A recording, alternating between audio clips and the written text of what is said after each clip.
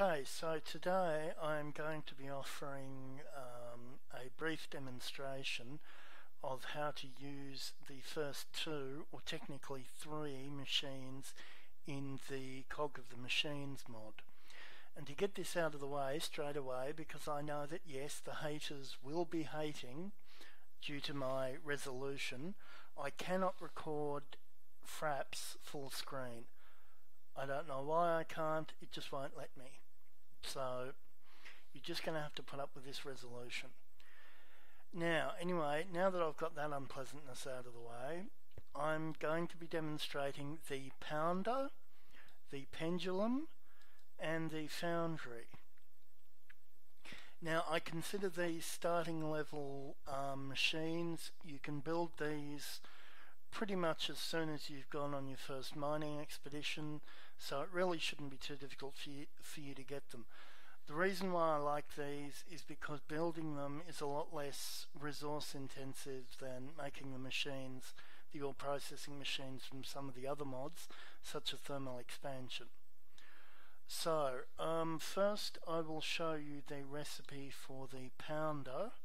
Let's just bring that back up.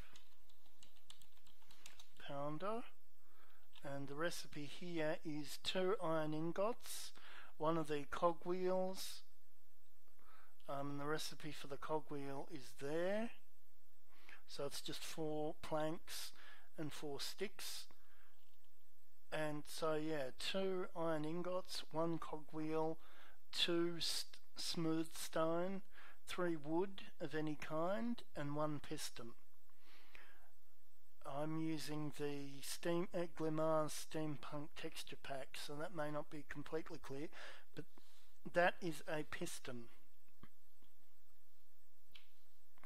Now, so once you've built the pounder, the first thing that you're going to want to do is put that down on the ground. Now the next thing you're going to want to do is attach cog wheels. Cog wheels are what cause a machine to run when you're using this mod. I got that round the wrong way. Oops. Oh no. Yeah, anyway. No, how do I do this? No, that's not it. And there we go. Yes, you always want that circle there pointing towards the machine, and I'll show you why. You put 1 cogwheel there, another cogwheel there, and this is the pendulum, as I said, and the recipe for that is as follows. 1 stick, 1 wooden rod, which you just make out of 2 sticks, 2 cogwheels, I showed you how to make them earlier, 5 planks and 1 glass block there, and that isn't very clear, so I've put that on there so that you can see that it is definitely a block of glass. Okay, so as you can see, the pounder has knocked out the block that is immediately below it, and if we have a look at that, it's actually made that into rocks. Now the thing with these is that you can, this is irrelevant, but you can throw them. They're a ranged weapon to use against mobs. Oh, and it's on creative, so it's throwing them unlimited. Okay, so now what I'm going to do is I'm going to take creative off. Right, so I'm not in creative anymore. I'll take some of my gold ore here, and I'll put that in there. Now let's put that down there, and as you can see, it just crushed it. And if you look there, it's crushed it into gold fragments. Now this won't always give you 2 of the fragments of any ore. There's a random chance of anywhere between 1 and 3, and it recognizes virtually any ore that is in any of the forge modifications that are registered with the ore dictionary. It does use custom graphics, of course, so it doesn't recognize all of them, but silver, tin, gold, iron, you know, all of the vanilla ones and most mod ones. So yeah, now if I take this out of here and we put down the foundry, now I'll give you the recipe for the foundry as well.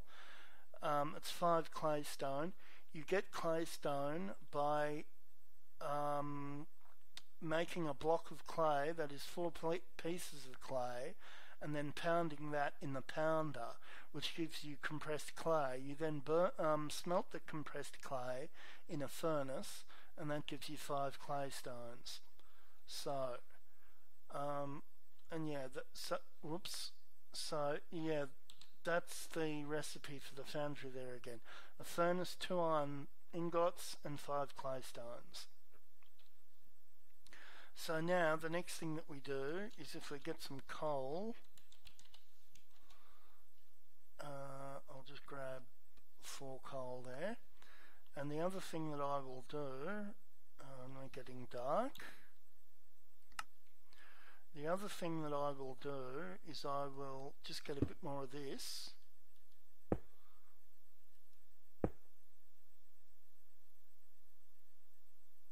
And there we go. Okay, that should be enough. And if we put down our foundry just here, and then there's this interface here. Now what these 2 buttons are for are to ask you whether or not you want to smelt your metal into ingots or plates. I don't think there's such a thing as gold plates, but before you decide which thing you want to smelt them into, there is actually a holding tank here. You'll notice this is a little bit faster as well than the vanilla furnace. Right, so we'll just smelt that up. Now actually, let's see, just for my own curiosity, are there gold plates? Oh, it looks like yes there are. Okay, so here's a gold plate. Now we could see if that's used in anything. What's that used for? Oh yeah, there's some recipes there where you need gold plates. Okay, cool. And the other button, of course, just gives us gold bars, ordinary gold bars. Okay, so that's pretty much that. That's really what I wanted to show you.